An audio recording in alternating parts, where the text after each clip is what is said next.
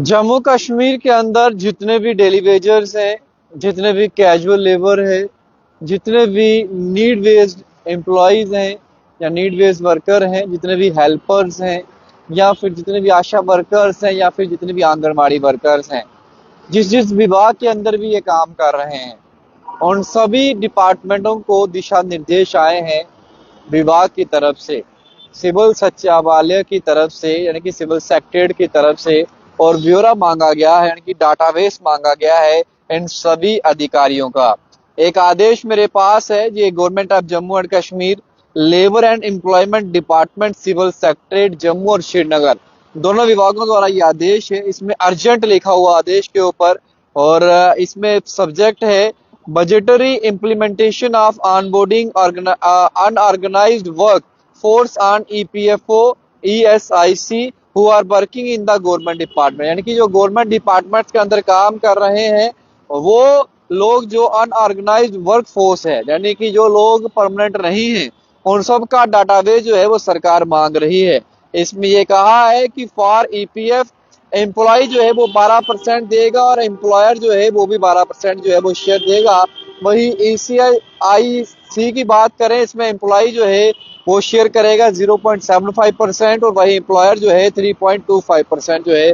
वो शेयर करेगा। तो जितने भी डेली वेजर वर्कर्स हैं, कैजुअल लेबर है, नीड बेस्ड वर्कर्स हैं, आशा वर्कर्स हैं, आंगनबाड़ी वर्कर्स हैं, हेल्पर्स हैं, एक्सेट्रा, इन सभी के लिए ये एक खबर इंपॉर्टेंट है। ईपीएफओ की बात करें तो ये स्टैंड करता है एम्प्लॉयज प्रोविडेंट फंड ऑर्गेनाइजेशन, यानी कि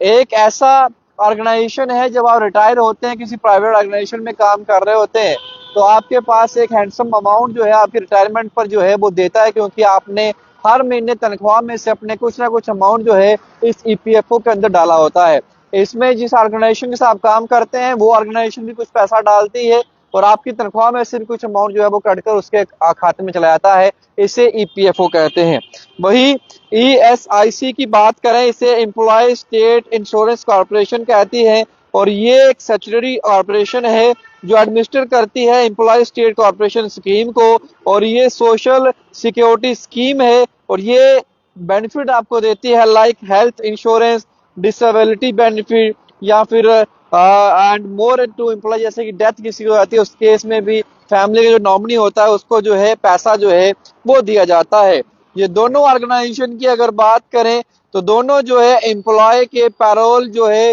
इंडिया के अंदर जो है उसके ऊपर जो है वो काम करती हैं। और प्रोबेबली अगर बात करें तो ईपीएफ की बात करें तो ये एक प्रोविडेंट फंड स्कीम है। वही ईएसआईसी की बात करूं तो एम्प्लॉय स्टेट इंश्योरेंस कॉर्पोरेशन जो है ये उसकी स्कीम है। लेकिन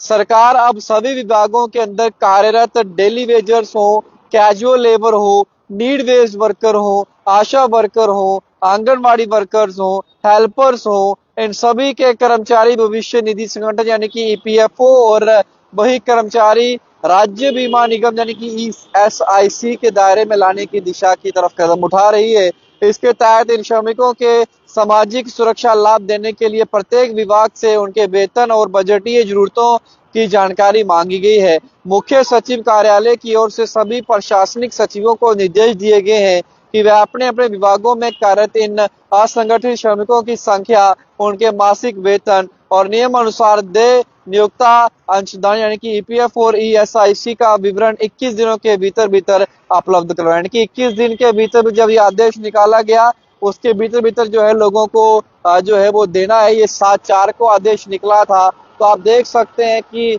7/4 का ये आदेश है और 7 लगभग अभी कितने दिन हो गए हैं, और 21 दिन का अगर समय हो गया है तो विभाग ने दे दिया होगा, अगर नहीं हुआ है तो विभाग जो है 21 दिन के भीतर भीतर जो है वो समय डिपार्टमेंट जो है वो सिविल सेक्रेटरीट के अंदर जो है इसको पहुंचा देंगे। वही ये भी कहा गया है कि प्रत्येक विभाग को नियोक्ता की भूमिका में मानते हुए ये सुनिश्चित करना होगा कि उनके अधीन कार्यरत श्रमिकों के लिए ईपीएफ और ईएसआईसी की नियोक्ता अंशदान का प्रावधान किया जाएगा। ये कदम सरकार की उस प्रतिबद्धता को और संकेत करता है जिसमें असंगठित क्षेत्र में श्रमिकों का सामाजिक सुरक्षा और आर्थिक अगर बात करें तो स्थायित्व प्रदान करने का लक्ष्य है। सूत्रों की माने जैसे ही विभागों से जानकारी प्राप्त हो जाएगी, ऐसे एकत्रित कर मुख्य सचिवालय कार्यालय के माध्यम से आवश्यक बजटीय प्रावधान जो है प्रस्ताव जो है वो तैयार किया जाएगा और इन्हें जो है ईपीएफओ और ईएसआईसी के दायरे के अंदर जो है वो लाया जाएगा।